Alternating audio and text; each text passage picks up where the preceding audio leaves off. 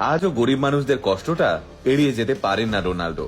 আর তাই করোনা হোক বা ভূমিকম্প, ক্ষতিগ্রস্ত অসহায় মানুষদের অর্থ সাহায্য করতে ভোলেন না তিনি। হ্যাঁ মানছি, ক্রিশ্চিয়ানো রোনাল্ডো কোনো বিশ্বকাপ খেতাব জিততে পারেননি।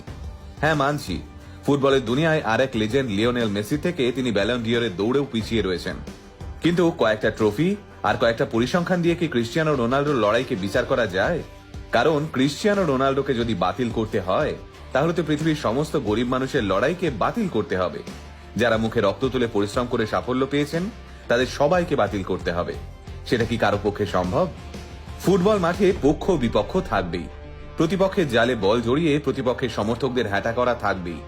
কিন্তু যতদিন এই পৃথিবীর বুকে ফুটবল নামক খেলাটা বেঁচে থাকবে, ততদিন ক্রিশ্চিয়ানো রোনাল্ডো নামটাও বেঁচে থাকবে।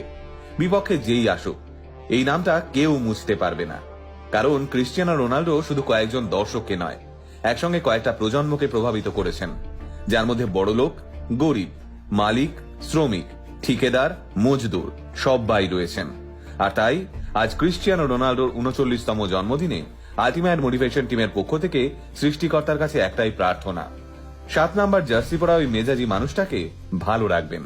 যতদিন ওই মানুষটা বেঁচে থাকবেন, মানুষটার মেজাজ কমবে না। আর এর কারণ, অভাবের সঙ্গে লড়তে লড়তে মানুষটা শিখে গেছে এই পৃথিবীর বুকে মেজাজটাই হলো আসল রাজা।